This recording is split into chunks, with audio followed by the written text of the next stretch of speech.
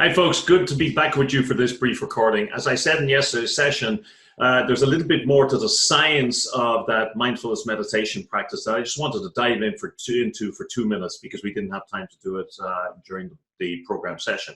So let me just share my screen and I'll very quickly walk you through what's actually going on in your brain when you're going through this practice. So yesterday you saw in the session that we started off and we said set some kind of an intention for this practice. So it might be to develop or to reduce your stress, improve your focus, increase your attention. And our main focus in this program is increasing self-awareness and attention. And so I said to you, start to pay attention to your breath. Just watch the breath going in and out.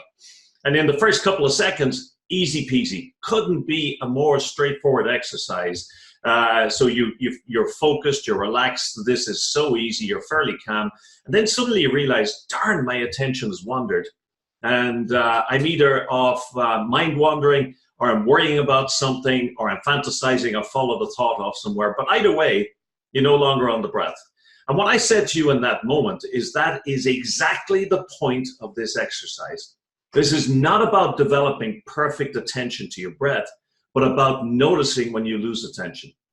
So that in the future, when you choose to place your attention on something, if you become distracted, you can do as we said yesterday in the breath practice, just say, oh, distracted, and return the attention back to the breath. And the attitude is not one of, darn, I failed, but, oh, I've been distracted. That's okay. That's the point of the exercise. In fact, that sort of apparent failure is actually a success, and then go back to the breath.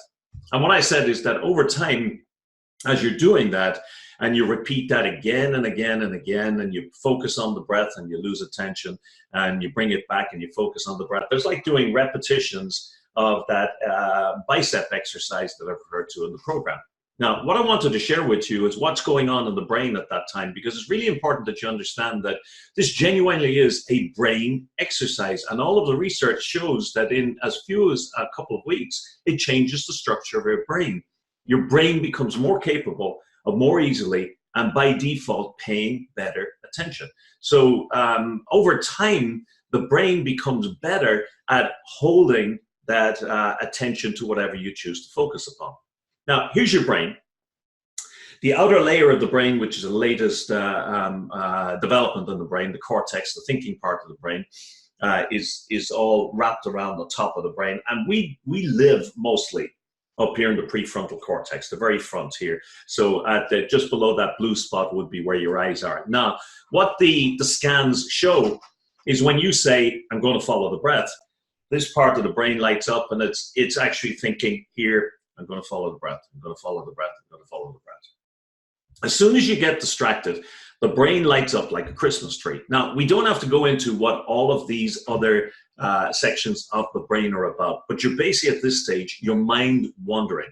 So your mind is flying everywhere but nowhere, and it's definitely not where you want it to be. So there's a little bit going on up here, but you can see lots of other parts of the brain have lit up, and that's what I spoke about in the program as mind wandering. We don't need to know what the other parts do. We just need to know that the fact that they're lit up means they're burning energy, and they're burning energy on something you didn't intend. There's that intention word again, you didn't intend to focus upon.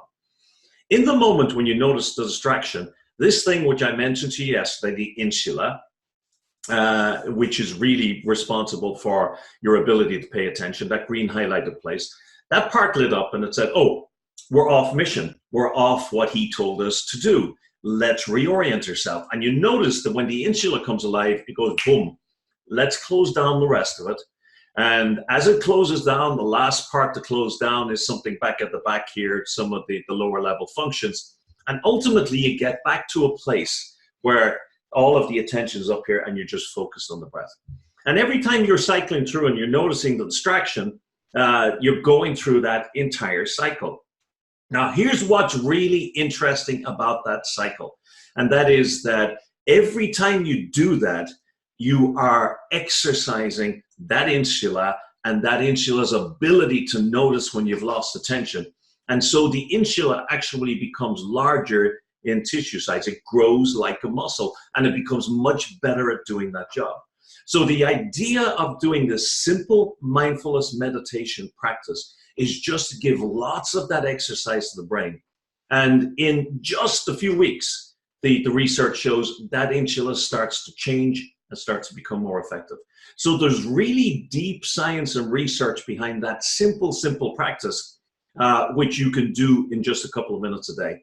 So that's all I wanted to share with you, just on the science of the science of that practice, just so you understand this is really deeply rooted in evidence that shows this stuff works.